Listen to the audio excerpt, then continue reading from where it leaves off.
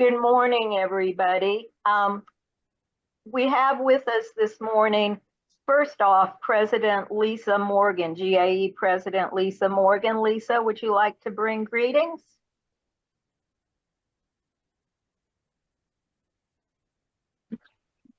Yes, good morning. Thank you. Of course, I was trying to start muted. Good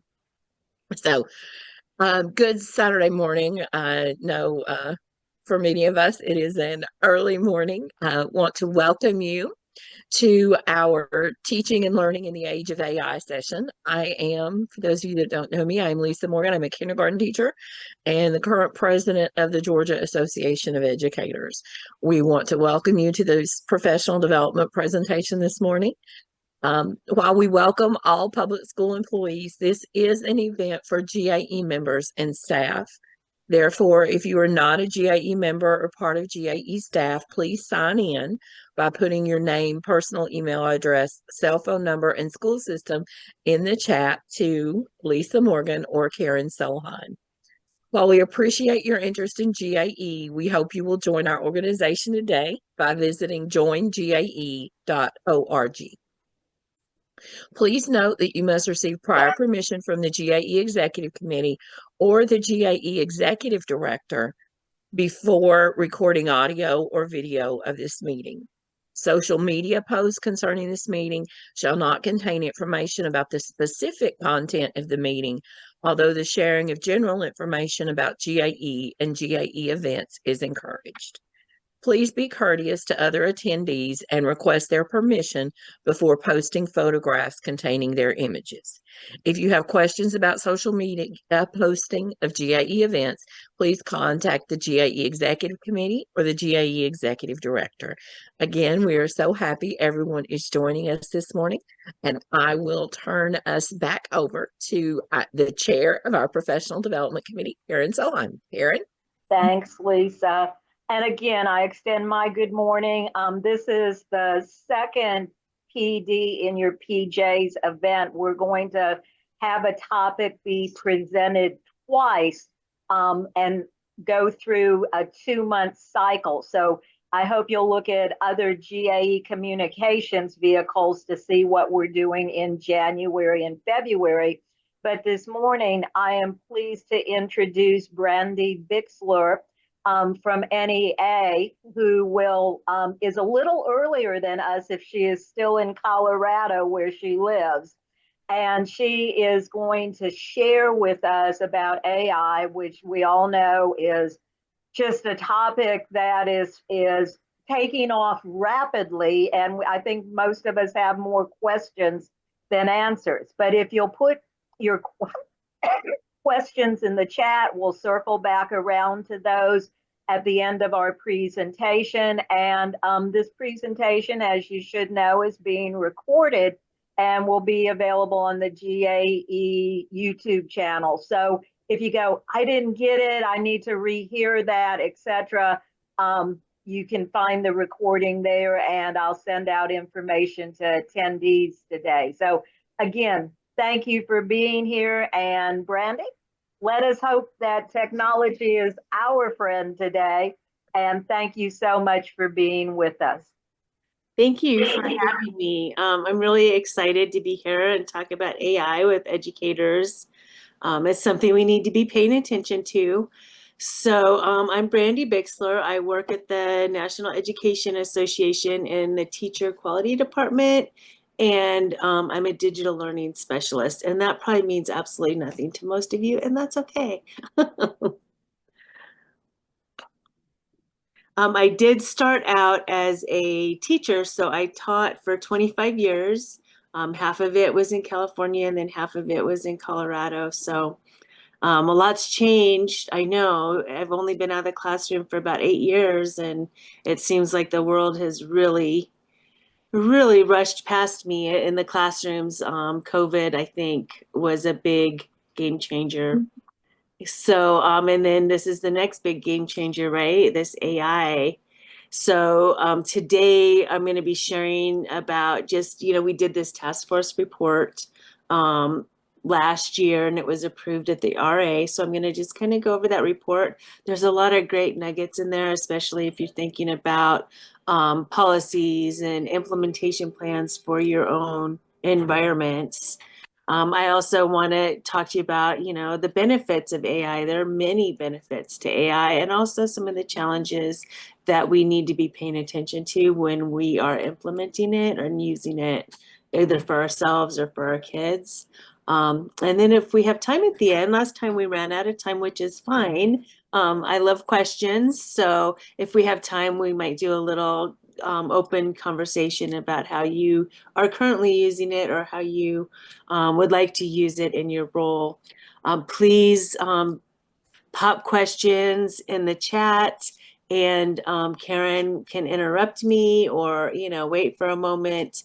And then if you want at the end, you can raise your hand or just jump in when we're all done and ask your questions. So thank you. All right, so we worked really hard on this definition of AI. And so basically AI is a machine, and it is made by humans, and it is designed to mimic human or animal intelligence. It can do, it's really good at identifying patterns. It can understand natural language. It's getting better and better at the language pieces every day. It can produce content. It can make predictions and decisions. It can give some recommendations for you, help you solve problems. It can adapt to and learn from new information and circumstances. I think that is really the biggest shift, because we've had, simulations and other types of programs that could do all of that before, but this machine-based system is actually learning from us all of the time. And other programs can't do that without a programmer inputting. So everything you put into an AI system is giving it information to learn.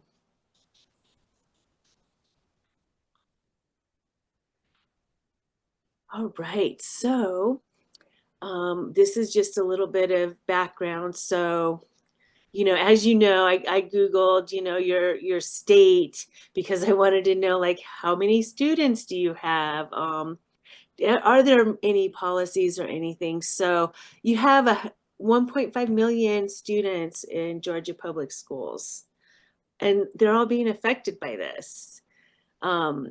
So this should matter to everybody. And I know you know this, I am preaching to the choir, but this shouldn't just matter to us as educators. It also needs to matter to our community, and our families and our students.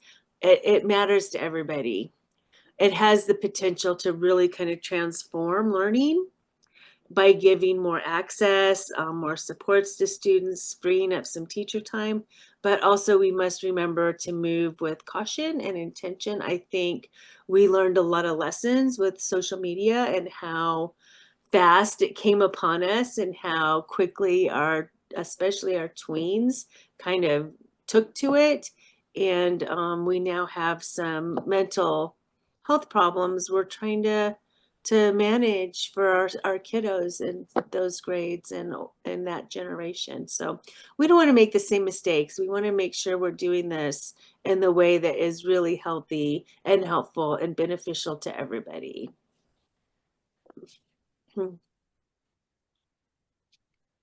So just here's some big picture kind of benefits. So for students, the benefits are that language support, especially for our English language learners. The translation is pretty good, and they Brandy, can. Yes, for some reason you are not screen sharing right this second. I am not screen sharing. You are not. It has gone away. I see your lovely face there, but your PowerPoint after the 1.5 million up, somebody says they see it. So I might be, okay, I will be quiet and go and adjust my view of what I'm seeing. And thank you so much, participants, attendees, for weighing in. I will be quiet now. Thanks. Okay, good, because I have that green box that says I'm sharing. All right. So yeah, so for students, reading level support, it kind of makes the content more accessible to more of our kiddos. And it can act as a thought partner. It can Conmigo with the Khan Academy is doing some pretty cool stuff with tutoring students. I don't know if you caught the 60 minutes that he just recently did, but it's worth watching. He's such a dreamer and he always puts the best possible light on how things can be, you know, used to support our students. Something that I don't hear a lot about, but personally, I'm both super excited about and concerned about is the simulations and the virtual reality. We had like PhET, which did simulations for math and stuff, but now you can put yourself in this virtual reality environment and, take trips across the world, but you can also do like scientific experiments that weren't, safe to do in real life, right? So I think for science classrooms and math classrooms that the simulations and virtual reality have a really big impact.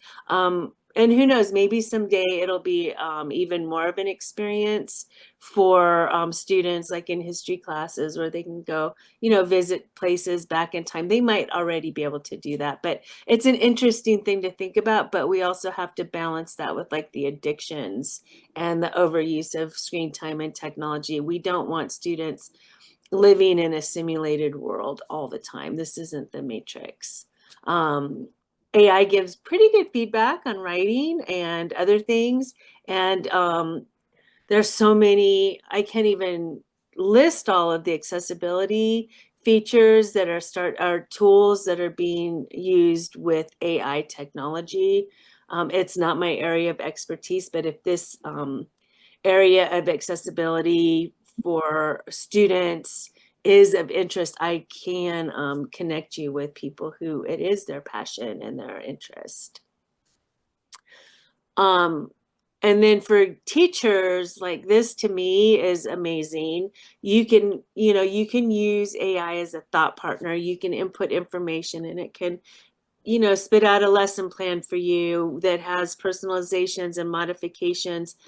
Don't just use that, as the expert. You have to go and review it and vet it and edit it, but it is time saving to get like that first draft kind of going for you.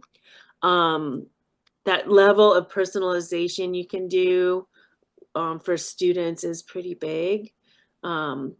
Basically what we want AI to do for educators is to free up some time so you can actually spend more time with relationships and students and be more present to teach, right? Instead of doing report cards or, writing emails to parents.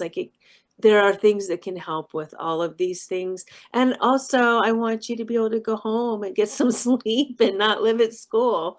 Right. So yeah, so those are kind of some of the benefits. I do see the idea of plagiarism, and that always comes up, and I will talk about that later. Yes, it's used for plagiarism. I just heard some research at Learning Forward conference that said plagiarism has actually decreased since the use of AI, which was really interesting to me. So I can talk about that a little bit. So now we're here to the concerns, right? So all those like amazing benefits that can, create equity and accessibility for our students, save time for teachers. There's also like some pretty big concerns, which is why we have to get this right. I think going slow sometimes is the best way to go. So if you haven't, set your policy yet, or you're not implementing yet, I think it's okay, because these questions do need to be talked about. We need to make sure that we're not making this idea of the digital divide where there's these big gaps of no Wi-Fi access. We don't want that gap to get wider. And these gaps are, not just Wi-Fi and connectivity, but also, computers and devices and curriculum. You know, there's a lot of gaps, and we don't want to make them wider by giving the people who have access already way more, right? Without making sure that it's going to everybody. There are some real big concerns about the ethics. Plagiarism is usually at the top of the list. The bias that is inherent in AI is real, and we need to be vigilant about that because AI is trained by humans, and it reflects our biases.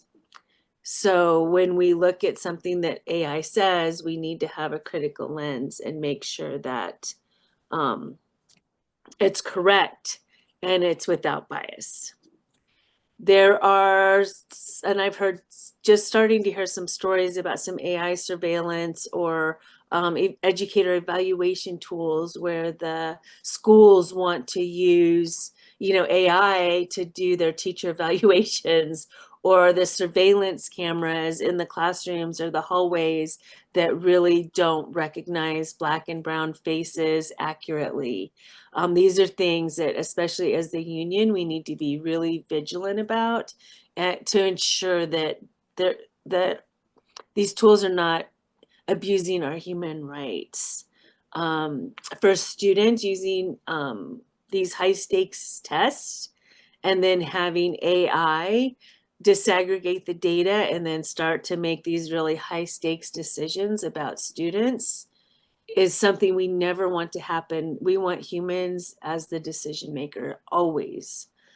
We don't want this to replace human relationships. So we don't want kids sitting at a computer, you know, interacting with AI all day. We want them interacting with each other and with their teachers and their other staff in the school.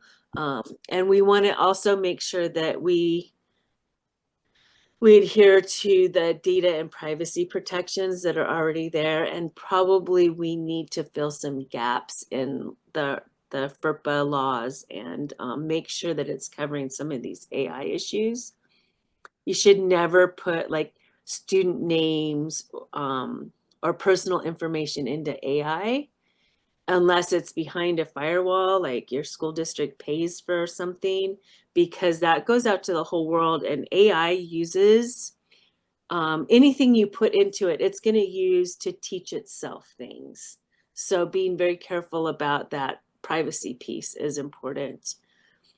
For teachers, you know, it's kind of some of the things I've already talked about, but there's also this idea of professional learning, which you're here today to start thinking about AI and how it's going to affect your jobs and your world in the area of education. We need to be really on top of making sure we're providing professional learning for all of our educators, because if you don't know about the inherent bias, then you can't, you know, address it. Or if you don't have ideas on how to safely use AI, you don't know when kids are abusing it, right? So we need to make sure we continue to provide really high quality professional learning for our educators at all levels. This is happening very, very quickly. I want to just kind of plug that NEA is going to be writing some courses for AI, which will go up on our learning management system, and they will be accessible to all of our affiliates and our members. Our members never have to pay for our professional learning. So there will be some things out there that can assist you, your local, your state. I'm a big proponent of union-led professional development. I think it's the best. All of our professional learning is developed by teachers or educators, so it's like peer developed and led. So if we do blended learning, it's led by educators, not people outside of that work. So professional learning is huge, and I'm so excited you're on top of it by having me here just to get the ball rolling. And this is just dipping your toes today. So we did this task force report that I alluded to earlier, and the task force report was written by educators with the support of staff. It was passed at the RA. It has these 5 principles that I'm going to kind of talk through. Feel free to stop me and ask questions. I'm always happy to pause. I see a question right now from Jennifer about websites that teachers can use for science and lesson plans. I can give you some ideas, but I don't use them. I just hear what other educators are doing. And so I think that's why getting our AI courses out there for you that are going to be written by people who are actually, practicing and doing the work of this is going to be better. But personally, I use ChatGPT for almost everything. It can, if you ask the right questions, it can output a lot of really good stuff. There's like Magic School, there's Diffit. Stretch AI is a professional learning one on ISTE's website. These are things you can just kind of Google and play around with. The AI courses are not published yet, but you can start on NEA.org and that will, and just search for AI, and that will push out all of the things we have for AI. I love ChatGPT too.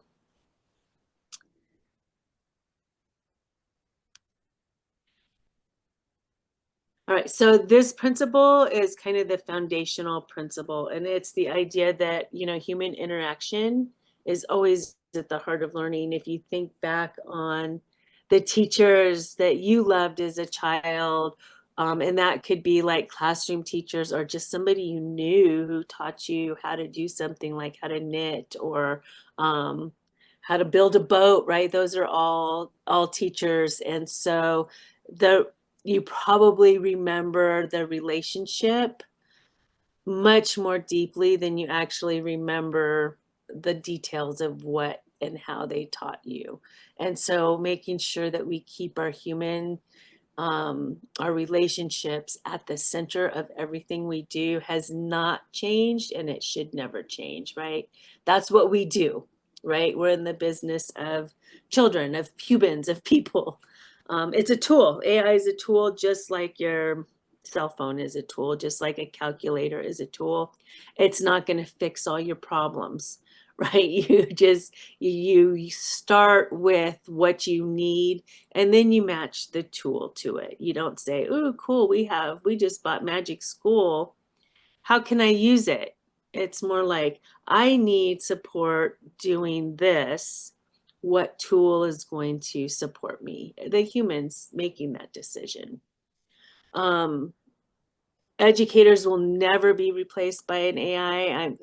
The union is there to protect our jobs. So we will work hard to make sure, especially jobs that maybe not are classroom teachers, but are like schedulers or, editors or secretaries. I think there's probably some concerns there about job protections, and we need to be vigilant because, again, humans are important. The first person somebody should see when they walk in the school is a happy face, a human, right? So we want to make sure we're staying on top of AI, just like all other unions are, right? That's always been on the bargaining table now.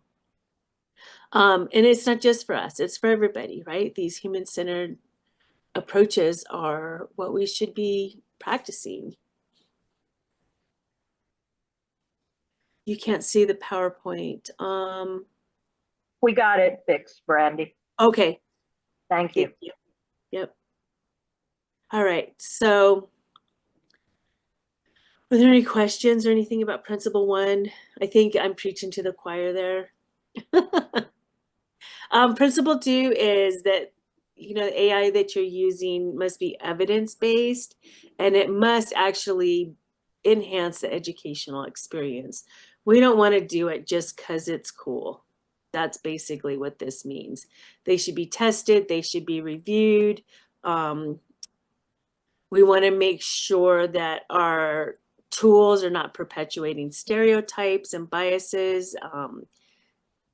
That evaluation and monitoring is really important when implementing AI. It's just as biased as the rest of the world. If you ask AI to make some photos of doctors for you, you're probably going to get a lot of white men in lab coats, right? It's gonna perpetuate that, just like stock photos do. So making sure that we're paying attention to those things and addressing them is important. It's also really important that we get a diverse group of people to teach and be on AI so that it can learn. So it's not just learning from Silicon Valley, Google employees, but it's learning from people everywhere, including our rural places, which are often overlooked in these things. And it also, we're such an ableist and privileged society. We want to make sure that it doesn't perpetuate that kind of a viewpoint. AI tools for educators. I would look at ISTE. I think somebody already posted ISTE there. Yeah.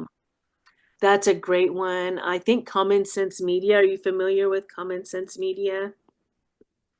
That has some great stuff about just technology in general, but they're developing they evaluate tools.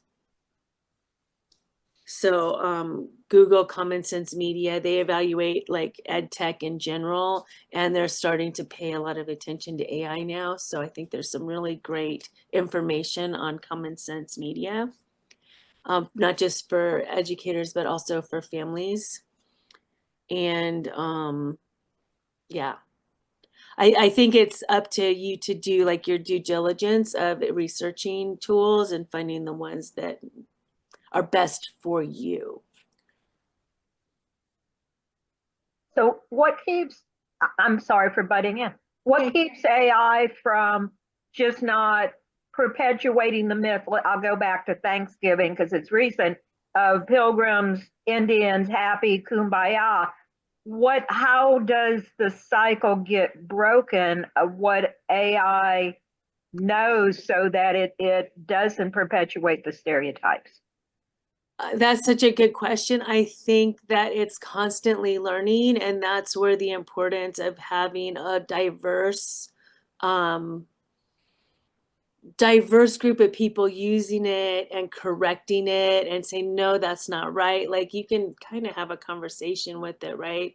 So paying attention to who is training the large language model.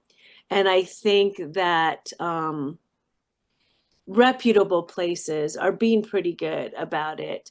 I think ChatGPT, I would be cautious because, that comes right out of like the Microsoft kind of mindset. And I'm not sure that they understand diversity and bias in education and how it can affect our kids. Anything coming out of ISTE is probably going to be pretty good. Common Sense Media and their reviews will address that. And then the best thing to do is to test it. Like go to ChatGPT and say, hey, tell me the story of Thanksgiving and see how it does. Like that's a great example to use. And there's a way to rate it, right? So you can do thumbs up, thumbs down. It might ask you for feedback because when you use any free tool like that, you are actually participating in its learning and its training. If you pay for it behind a firewall, it doesn't go outside of your district or your school. So it doesn't really train the rest of the world. But if you go to, ChatGPT, Gemini, any of the other like free kind of ones, you're going to be helping to train it. I know that ISTE had put a note out to educators asking for trainers. So they worked very hard on making sure that they had good trainers. I think the you know, Comigo, Khan Academy stuff is probably going to be pretty good. Like he pays attention to that stuff, right? So again, it's like you can look at some of the textbook companies and you can see all over their biases, right? But you know that they're not really in the business of I'm trying to say this in a nice way. They're not in the business of telling real stories about real people. They have a narrative and they perpetuate it, I guess is what I'm trying to say. And AI has the potential to do that too, especially if we're not paying attention to who's using it and who's training it. Is there a surveillance tool for ELA educators for student essays, for example? Surveillance tool, I'm not sure what what you mean by surveillance tool.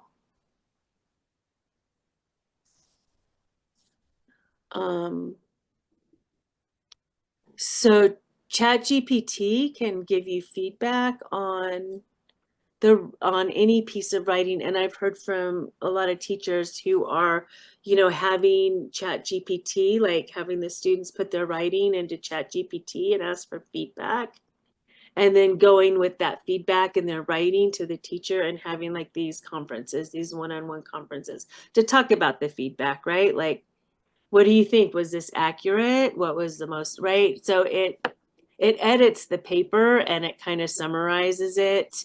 But it's not humans. So having you conference with the students is a great way to do that. Duolingo, I think, is mostly oral language, but it's a great language learning tool, and it's heavily supported by AI. So yeah, I haven't heard of anything specific for ELA educators, but that doesn't mean it's not out there. Are we training it to take over human jobs? So yeah, we kind of are, right? But the types of jobs we're asking it to do should be things that a machine can do more efficiently, like a washing machine or a dishwasher, right? So that you could be a better human, you could be more human. You have time to really immerse yourself in the human experience because you are not, you know, spending all of your time maybe doing high level you know, going through every single paper and doing these high level analysis of something, or you're not spending all your time writing, you know, differentiation or personalized learning for every student, right? There's a balance there. You're still doing some of that, but probably not as much. Yeah, Magic School will do the feedback too. Yes, grading essays is so time consuming. I don't know how like high school English teachers do it. My background was in elementary school, so we didn't grade so much as observe and monitor and, you know, have those conversations. Math teachers, God bless you. That's all I can say. But yeah, it can grade, right? And it can give some feedback, and you can go and spot check and see if the feedback's on, or you can ask your student, what do you think about the feedback on this? Plagiarism. So plagiarism is going to happen. Cheating is going to happen right now. If you know your students, you can kind of tell, right? But you have to really define plagiarism because this is going to change the idea of what plagiarism is. If you are a dyslexic child and you put in you're writing on, I use Google Docs, you're writing on Google Docs and Grammarly is giving you lots of feedback on your verb tense and your sentence structure, and you're accepting those changes, that's AI. If you are dyslexic or maybe a early language learner, it's going to be correcting you a lot. But you're getting your ideas out there, right? it might not actually be your sentence structure or your voice coming through, but it is your ideas. So those conversations about defining plagiarism need to happen, right? When is it acceptable and when isn't it acceptable? And how do we cite it? Need to happen. And that's all part of the policy and the implementation plans that should be happening across our country and school systems. And I don't think we're going to get a lot from the federal government. NEA will be, the report was the start, right? And helping the school systems kind of define what that needs to be and what we need to be thinking about. So yes, and there are the plagiarism checkers that are really inaccurate and they're really biased. And I talked to a group of educator or aspiring educators at a HAKU conference, which is the Hispanic Universities and Colleges Association. And when I started talking about plagiarism from the student perspective, they were really upset because they didn't use AI and they were being accused of using AI. And so we have to make sure that we are having these conversations. It goes back to those relationships, right? Ask them if you think somebody has plagiarized, say, how did you use AI? Or did you use AI?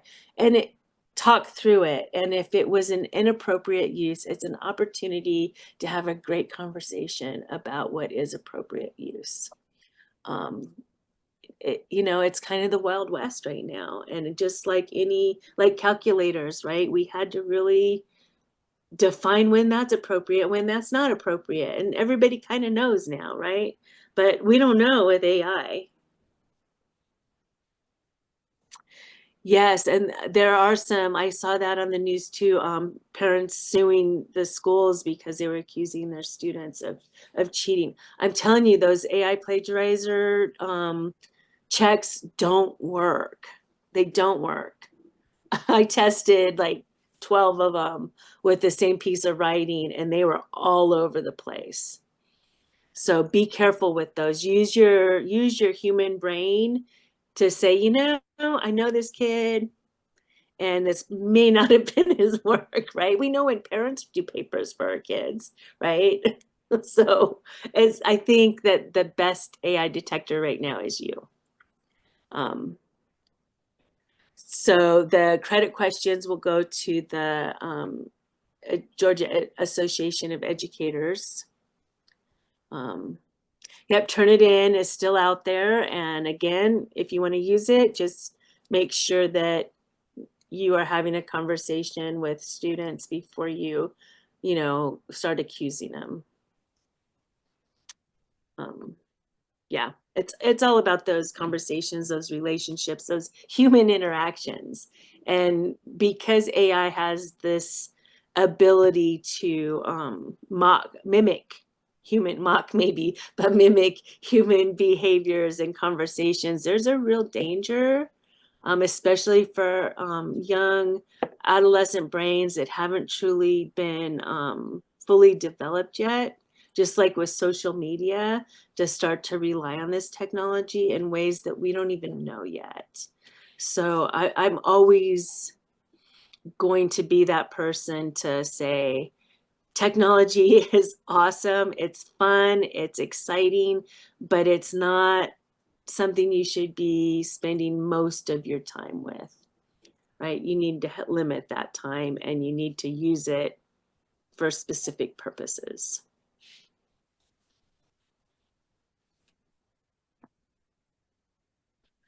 I have not seen a free version of Turnitin. It's been around a long time, so my guess is probably no. Usually the free versions are like newer companies who are trying to get your foot in the door, or companies who want your data. Right? Nothing's ever really free.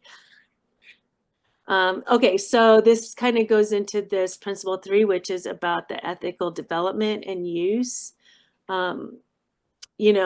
I've talked about the facial recognition already and how it is very biased and it doesn't recognize dark-skinned faces, and there have been a lot of just like with accusing students of plagiarism, there's been a lot of accusations made against kids because the facial recognition didn't work right. Yeah, and so when we're thinking about this, we need to be careful of, again, just who's developing it, make sure there's like strong protections for student data, for teacher data. It's not being used to hurt people or punish people. Yeah, and I think this is an area that we need to really, if you are into policy, I think that this development of AI, we need some checks and balances on the places that are developing it. They've had a free reign on social media. They've had free reign on gaming, and we see so many kids who have been harmed by the addictiveness of that game theory that's being embedded in everything.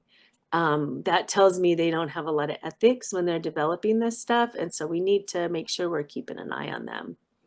There's also some real environmental and energy concerns.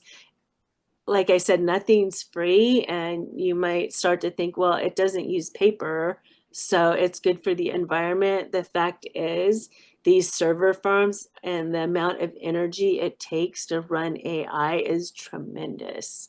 I think it's probably even more than the Bitcoin energy consumption. So we have to also balance, where are we going to put these server farms? Because we're just going to keep needing more and more, and we know where those server farms will be targeted to go. And we want to make sure that it's not, impacting citizens, who don't want those in their backyard. It needs to be, we'll run out of energy eventually. We have to consider this. I have no answers for this, except for keep an eye on it and know that when you're using AI, you're using a lot of energy. Any questions so far? All right, and then principle 4, I think we've talked a lot about this already. It must be accessible to all students, no matter who they are or where they live. So we need to continue to push for access across the country for everybody. And then this one I think is super important, and it's the idea of learning with and about AI. We need to do both. We need to understand how AI works, how it's trained. We need to understand the concerns around AI. We need to make sure we are continuing to pay attention to how AI is trained, who's training it, who's developing it, how it's being used. We need to teach our students the same thing. Our students need to understand, how it works, what the issues are.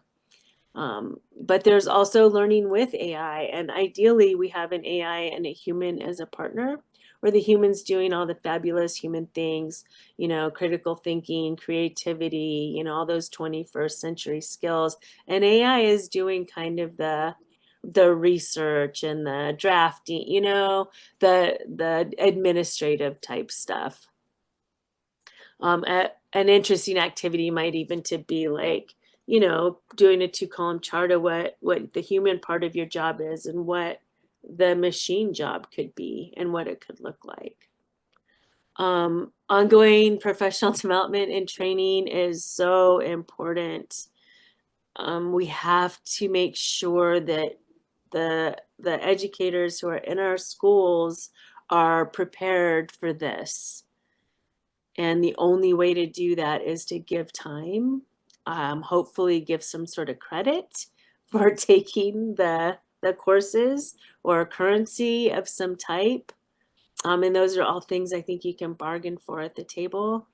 And it can't be like, oh, beginning of the year, we're going to do a big AI training for everybody, even though your brain is on, setting up that classroom for your new students, right? We don't want to keep doing that stuff.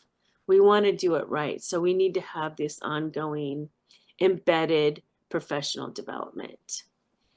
And then for people out there who are advocacy workers, or they're passionate about the policy and advocating for social racial justice and all of that, these 4 things are some places you can start, right? We want to erase the digital divide. We've already been working on that. We want to protect our workforce. We want to ensure that humans are driving the decision that impact everybody. And we want to mitigate the impact of climate change. So there are entry points for most people who are interested in this work. Choose your adventure. Mark Cuban, smart guy, says it's going to change everything, but it's going to be a partnership, not a competition. And so we need to remember that. So when we're thinking about protecting our workforce, it might mean changing our workforce a little bit, right? Which is okay. As long as it's not mandated all of a sudden with no stakeholder input, right? These are decisions that need to be made collaboratively. So yeah. Any questions?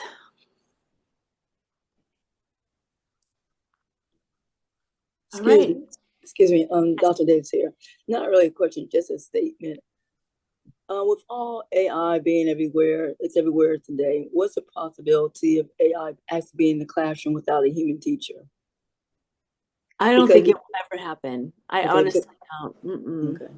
Unless you're talking about maybe some crazy private school. I mean, probably 15 years ago, I had a parent came back to public school and was telling me about how they had a church basement and the kids just sat on the computers all day in the church basement with no windows on this like online learning program. So there's probably going to be some snake oil salesmen out there selling this stuff to private, maybe charter schools, but in the public schools, I don't think it'll ever happen, ever. It won't work because it's about relationships, not about, delivering content. And that's what AI can do. It can deliver content. And you have your union to protect you.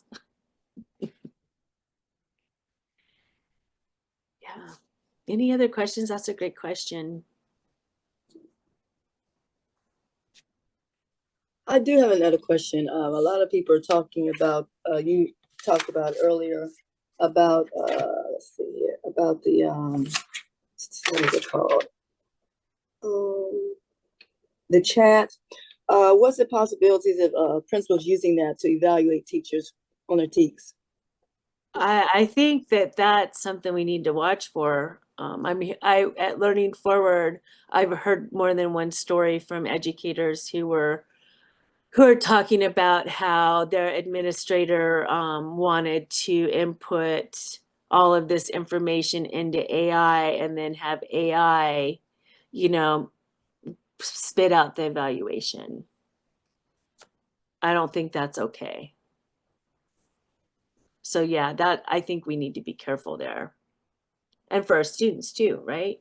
We don't want them, deciding that a test score is going to keep them from passing to the next grade.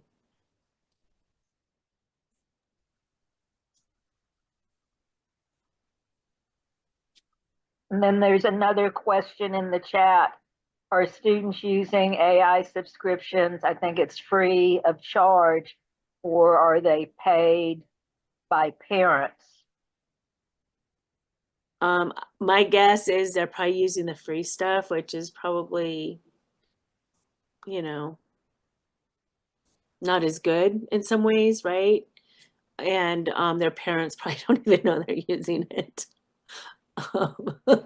Like social media, right? I know, I think that some schools probably pay for Grammarly, and that's AI, right? And so if you have a parent who, like me, if my daughter uses my computer for anything, she has access to Grammarly, right? So we have some of those things that have been used for a long time. Yeah, grading criteria. I think we need to make sure that the grading criteria is still developed by stakeholders. So that's you guys, right? It's like, I know we have these, you know, standards boards and states, and they're coming up with what these standards are. Hopefully their members, their educators who are on those boards. But even in your school, with your grade level team, you should be setting that criteria. What's nice is if the human can set that criteria, right, the same way we have been, what's proficient, what's not proficient, or what's an A, what's a B, what's a C, however you're grading,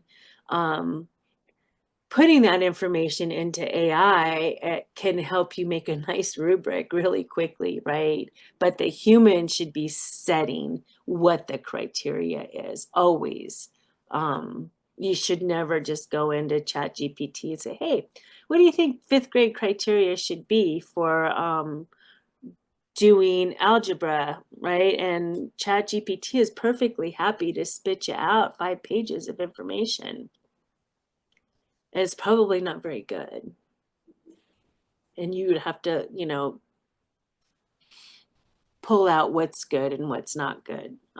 And it might be easier just to do it the way we've been doing it for a long time, which is have conversations.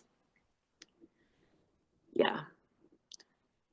So I think humans come up with the criteria, and AI can assist you with the tools to ensure that, you know, to get that criteria in useful forms like rubrics, or even we talked about putting writing into AI. If AI has your writing criteria, that's going to make it better at giving feedback to your students. So it can help. It can definitely help. I love these questions. Any more questions? We have about 10 minutes left. And I need a few of those. So, yeah. So my last slide is just like, what does all this mean? Like, why should it matter to you? Why should it matter to your school? Why should it matter to you and your students? And I guess your homework is just to kind of keep thinking about this. Why does it matter? What does it mean? And then go out there and start talking to your colleagues about it, and forming, you know, committees or advisory boards, or, you know, looking at policy. Like, do whatever you feel you're called to do, but don't ignore it. Brandy, I want to thank you again for giving your time, Colorado time, so 2 hours earlier, to be with us this Saturday morning. And I know that I have received a lot of food for thought and information, and it's very much your last slide here about being vigilant and being part of the process.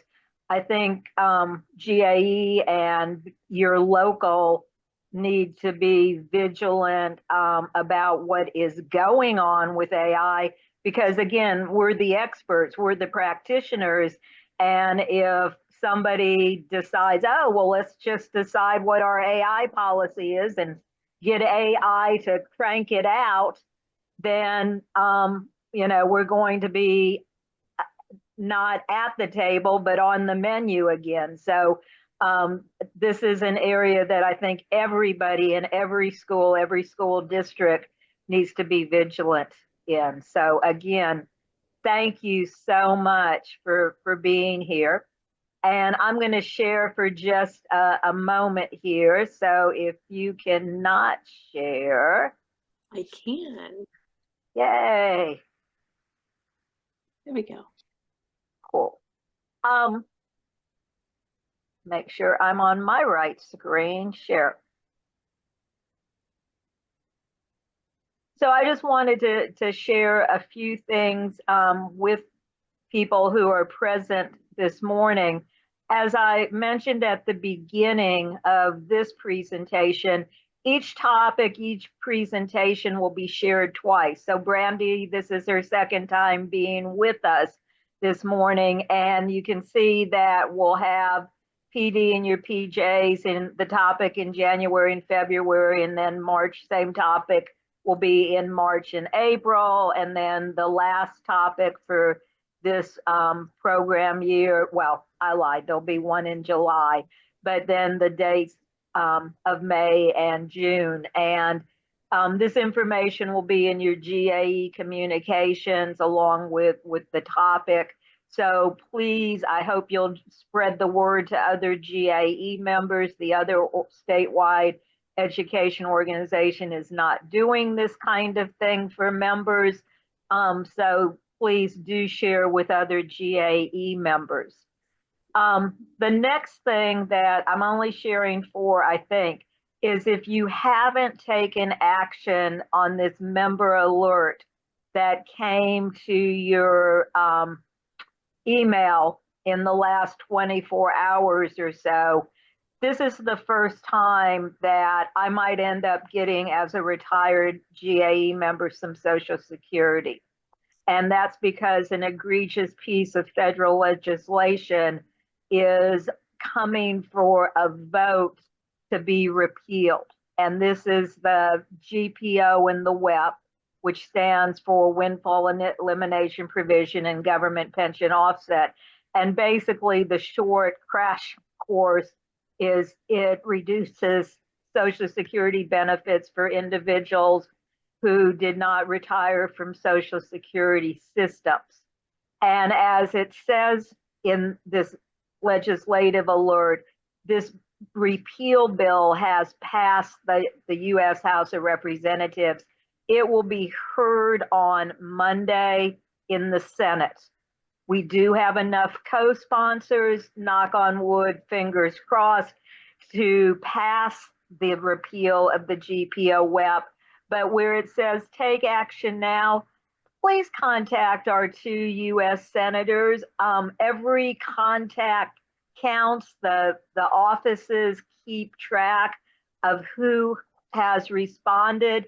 Send an email, make a telephone call. Let's make some noise and get this piece of federal legislation passed that will do away with the GPO WEP so that people can receive their full Social Security benefits. That's the crash course. As we talk about state legislation coming up, the Georgia General Assembly always begins its 40-day session on the second Monday in January. So on January 13th, we will start those 40 days. But again, GAE is having a virtual lobby and learn. And so again, to be an advocate, whether it's at your school board, whether it's at the US Congress, whether it's asking your spouse to take you out to dinner, all of these are good techniques to know for lobbying, and Lobby and Learn will help get us all prepared for the General Assembly coming up. And lastly, GAE Retired does have a lunch bunch. It's virtual. A lot of good things have come out as a result of Zoom. Oh, sorry, the pandemic, and we do Zoom. And you'll see here, and if you can come in for any of this, we start at 11:30, we end at 12:30. Yes, I know you probably are working, and thank you for everything you do for public education. But hearing our chief lobbyist, Joe Fleming, speak about the upcoming General Assembly session would be good if you're able to go through and attend that. And all of these items are in GAE communications. So President Morgan, do you want to say anything in the last 60 seconds or so? I will just say thank everyone for being here this morning. And I hope everyone takes the time over the holiday break to refresh and recharge themselves. Thank you, Lisa. Thank you, Brandy. Thanks, everyone, again, for what you do each and every day for public education. Thank you for being a GAE member. Have a great weekend and happy holiday season to everyone. Thank you so much.